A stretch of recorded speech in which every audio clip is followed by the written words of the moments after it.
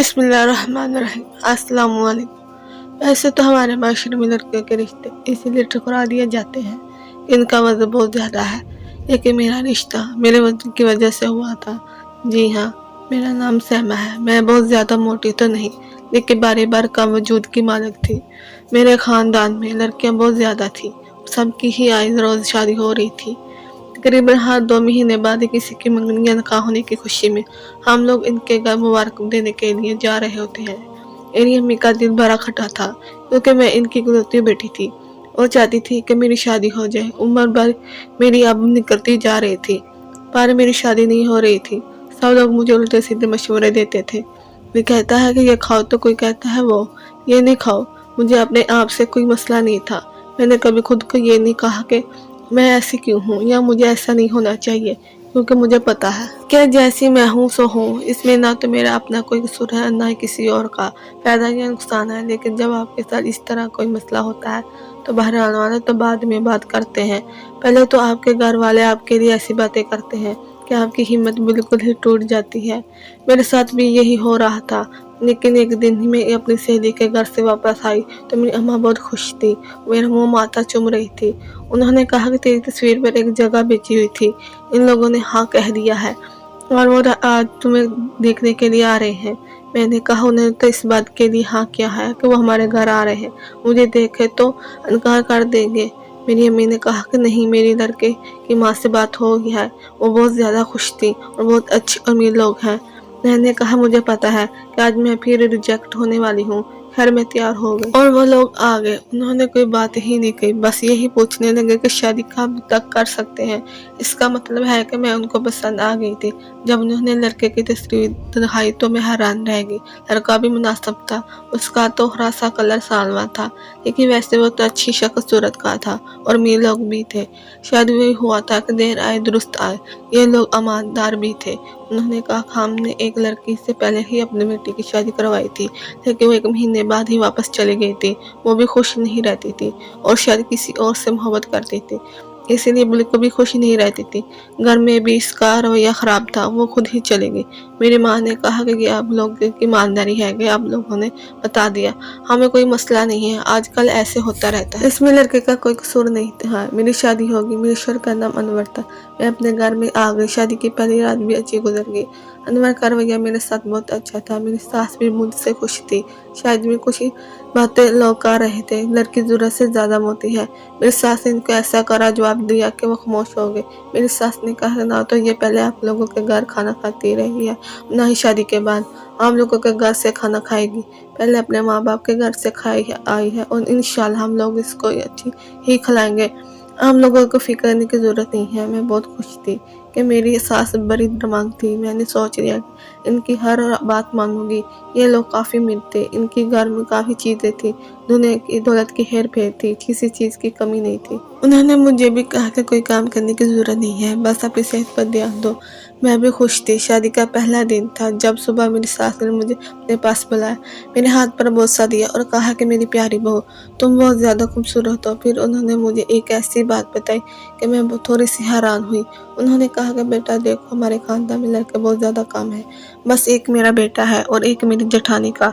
इसके अलावा सबकी बेटियां ही बेटियां हैं और अभी तक जेठानी जितने भी लोगों की शादी हुई है, अगर 2 पार के सारे भी मिलाए जाए तो इनके घर भी औलाद नहीं हो रही है।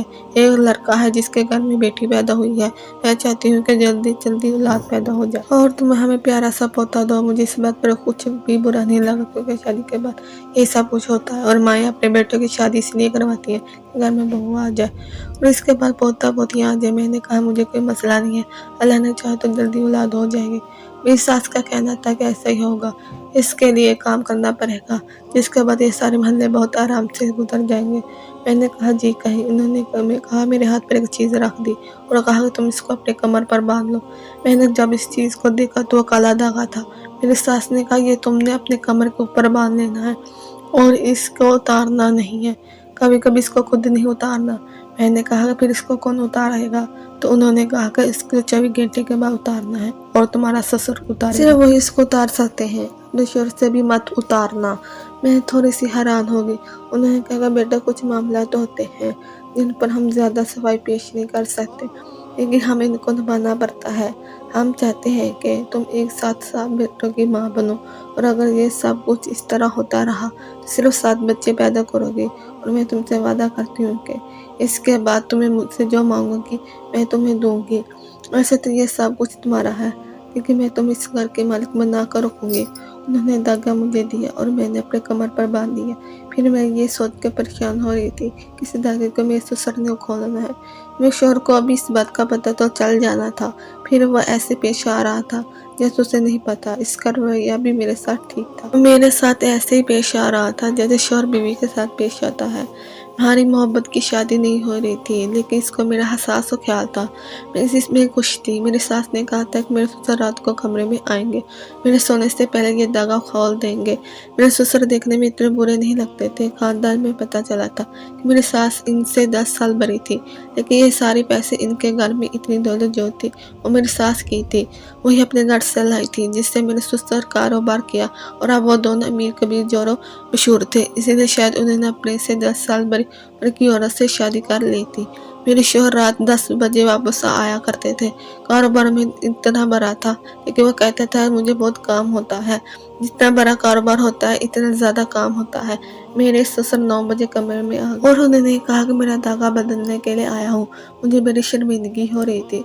उन्होंने कहा कि बस 2 मिनट लगेंगे, वो धागा बदल देकर वापस चले गए। मुझे इतनी ज़्यादा शर्मिंदगी आज तक नहीं हुई थी जितनी इस दफ़ा हुई। सुबह ये बात सास को बता दी। उसने कहा कि बेटा धागा ही तो बदलना है ना, और डॉक्टर के पास भी तो जाते हैं। अल्ट्रासाउंड करने वाला भी तो अक्सर मर्द डॉक्टर होते हैं।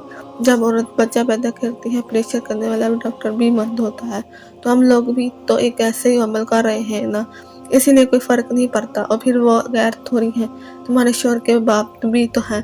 अब ये रोज ही होता था। सुबह ही वो धागा अपनी कमर पर बांध लेती थी, रात होते ही मेरे सास सर का खोल देते थे। मुझे हर दफ़ा इतनी ज़्यादा शर्म आती थी जैसे पहली दफ़ा आई थी। फिर मेरी सास ने मुझे एक बात बताई।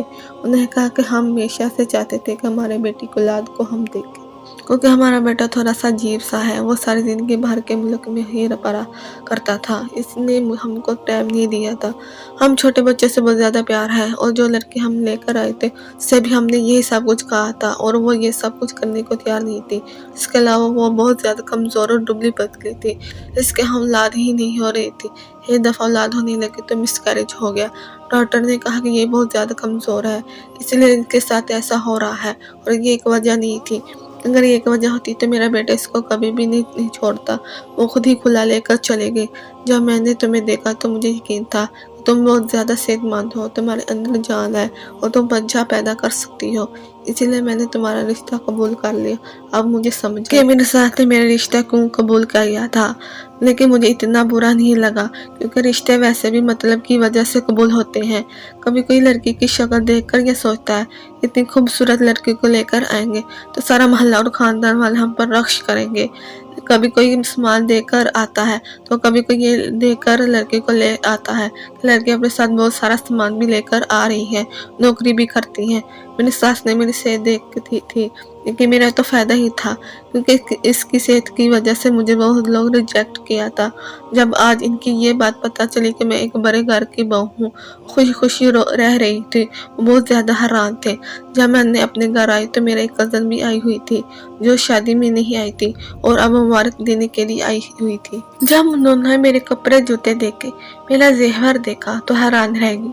उन्होंने कहा तुम्हारी तो किस्मत खुल गई है, तुमने तो कोई दम दुरुद नहीं करवाया, हमें भी बता दो, हम भी कोई दम दुरुद करवाएं ताकि हमारा भी इतने अच्छे घर से रिश्ता आ जाए, या फिर हमारा शोहर भी ऐसे ही गुलामी करे। मैंने कहा ऐसी कोई बात नहीं है, खानदानी लोग तलाश करो, खानदानी लोग मिल जाए तो वो अच्छे ही होते हैं। मेरी सास ने जो कुछ भी था मुझे सब कुछ बता दिया था, मुझे इनसे कोई मसला नहीं था। इसी दौरान मुझे मेरी सास डॉक्टर के पास भी ले जाती थी। डॉक्टर का कहना था सब कुछ बिल्कुल ठीक है, हम कुछ दवाएं वगैरह देंगे ताकि आपका निज़ाम बिल्कुल ठीक रहे और आपका जिस्म बच्चा पैदा करने के लिए मुकम्मल तौर पर तैयार हो सके। मेरी ज़िंदगी में सब कुछ ठीक था, मुझे ऐसा लगता था। प्यारे दोस्त, इस कहानी का अगला पार्ट कल इसी टाइम अपलोड कर दिया जाएगा।